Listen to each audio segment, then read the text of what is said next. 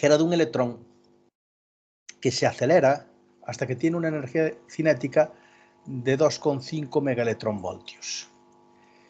Ya me avisa de que tengamos en cuenta la naturaleza relativista del problema. Es decir, que estos 2,5 megaelectronvoltios, si yo utilizara la fórmula de que energía cinética es igual a 1/2 de la masa por la velocidad al cuadrado, me va a dar una velocidad o bien mayor que la de la luz o bien muy próxima a la velocidad de la luz, con lo cual la aproximación de que la energía cinética es igual a 1/2 de la masa por la velocidad al cuadrado no va a ser válida. Entonces, la pregunta es, si no es válida energía cinética igual a 1/2 de la masa por la velocidad al cuadrado, ¿cuál es la aproximación válida? Bueno, pues es lo que vamos a hacer en este problema. Cómo calcular velocidades a partir de energías, pero sin utilizar la fórmula de 1/2 de la masa por la velocidad al cuadrado, que de hecho es lo que me pedía el primer problema. ¿Cuánto vale la velocidad del electrón? Bien. ¿Cómo se plantean este tipo de problemas? Bueno, pues si yo no puedo utilizar la fórmula de 1/2 de la masa por la velocidad al cuadrado, yo lo que tengo que empezar utilizando es esta expresión de aquí. Esta expresión de aquí lo que me dice es que la energía total que tiene una partícula relativista es igual a la suma de su energía cinética, que en física relativista se denota por T, más la energía que tiene por el mero hecho de existir, la energía asociada a su masa, que es m por c cuadrado. Su masa en reposo por c al cuadrado. ¿Vale? Por otro lado, hay una expresión matemática en relatividad que me da cuánto vale la energía total de una partícula en función de su momento lineal, de su P, su momento lineal. ¿Qué es esta que tenéis aquí? La energía al cuadrado de una partícula relativista es igual a su momento lineal al cuadrado por c al cuadrado más su masa al cuadrado por c a la cuarta. Entonces, ¿cuál es el procedimiento para poder calcular la velocidad de una partícula cuando yo no soy o no es válida la fórmula de 1/2 de la masa por la velocidad al cuadrado? Pues es igualar estas dos expresiones, ¿vale? Si esto es energía y esto es energía, entonces si yo tengo dos expresiones que me dan la misma magnitud, puedo igualarlas. Concretamente lo que se hace es igualar e al cuadrado a e al cuadrado. Entonces, si os fijáis, en este primer miembro de aquí, yo tengo e al cuadrado sacado de la segunda fórmula, y en el segundo yo lo que tengo es lo que me da la energía y elevado al cuadrado. Y ahora hay que hacer el desarrollo de esto, ¿vale? Esto es un desarrollo también universal, por así decirlo. Siempre funciona en partículas relativistas. Bien, entonces partimos de esta expresión, ¿sí?, que tenemos aquí. Vale, ahora, el segundo miembro de la ecuación es un producto notable. Y entonces lo desarrollamos. Cuadrado del primero, cuadrado del segundo, doble del primero por el segundo. Eso me permite hacer una primera simplificación, y es que este término, m cuadrado c a la cuarta, se puede ir. Bien. Esto se puede simplificar ¿de qué manera? Bueno, aquí hay que tener en cuenta otra cosa, y es que P, el momento lineal, que en una partícula no relativista es masa por velocidad, en una partícula relativista no es masa por velocidad. Esta P es esto. Es gamma con gamma. Este factor por m0, que es su masa en reposo, su masa con velocidad nula, por su velocidad al cuadrado. Es decir, P es gamma por m por v, no m por v, ¿vale? Entonces hay una corrección relativista en P, que mientras que en física clásica es masa por velocidad, en física relativista es gamma por m por v. Vale, por c al cuadrado, continuamos la expresión, igual a, y ahora el segundo miembro que queda tal cual después de haber simplificado este m0 c a la cuarta. Bien, como el gamma depende de v, aquí, y esto está elevado al cuadrado, lo que hice fue desarrollar esto. ¿Vale? M sub 0, esto es un producto de tres factores elevados al cuadrado. Entonces se eleva al cuadrado cada uno de ellos. M sub 0 al cuadrado lo tenemos aquí. V al cuadrado lo tenemos aquí. Y ahora esta gamma, si yo la elevo al cuadrado, este factor elevado al cuadrado será quitar la raíz, ¿no? Que es justamente lo que tengo aquí puesto. ¿Vale? por c al cuadrado, que debería aparecer aquí, pero lo que hice fue dividir toda la ecuación entre c al cuadrado, ¿vale? Entonces, el segundo miembro, divido primer y segundo miembro entre c al cuadrado. Entonces, para pasar de esta expresión aquí a esta segunda, lo que hago es desarrollar esto que está entre paréntesis, que es el momento lineal de una partícula relativista, y dividir toda la ecuación entre c al cuadrado. Y llego a este segundo paso, ¿vale? Que ya es un paso más allá. Y ahora lo que tendré que hacer aquí será despejar v, ¿vale? ¿Cómo despejamos v? Bueno, pues hacemos otra vez álgebra elemental. Este factor que aparece aquí en el denominador pasa multiplicando para el segundo miembro de la ecuación y luego operando se llega a esta expresión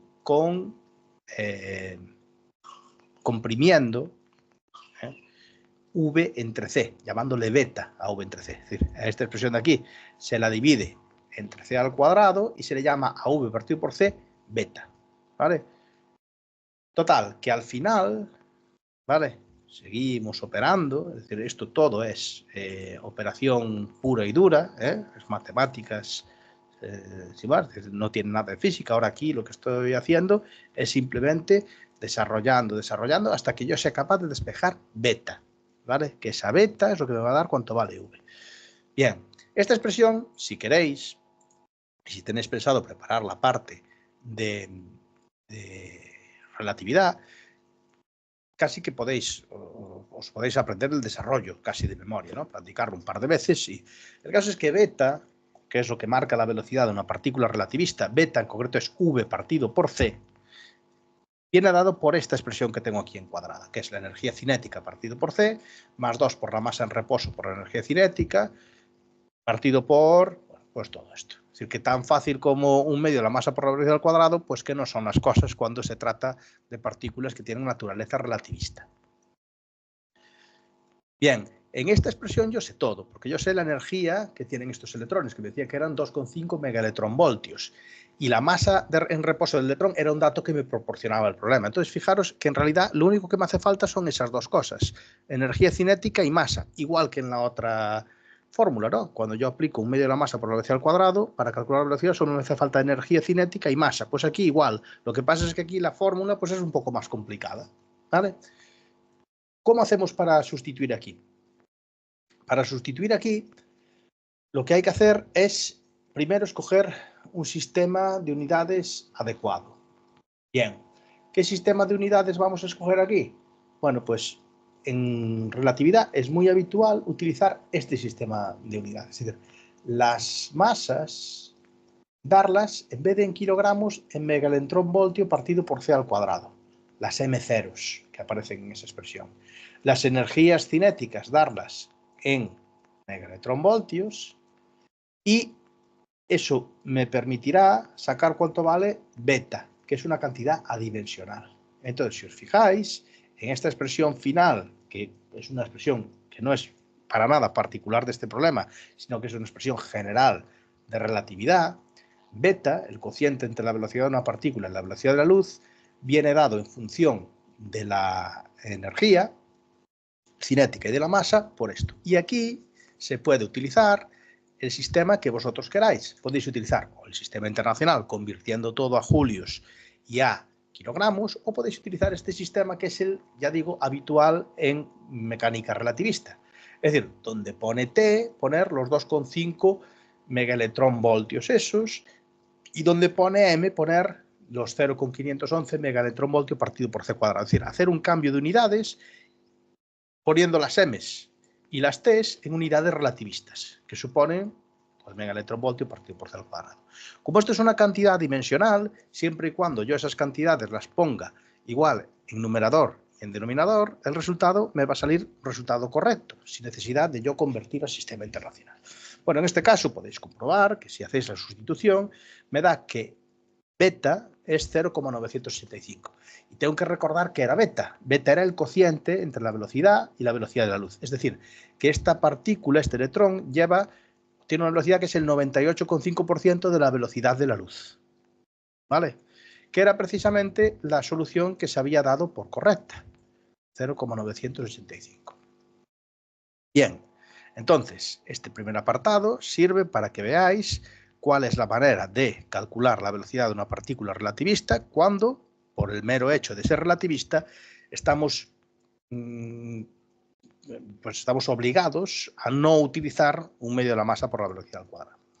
Y luego me preguntaba que qué distancia recorría el electrón medida en el sistema de referencia de laboratorio, en un tiempo de 1 nanosegundo en el sistema de referencia que el electrón está en reposo. Bueno, vamos a ver. Cuando yo tengo partículas relativistas, hay dos sistemas de referencia.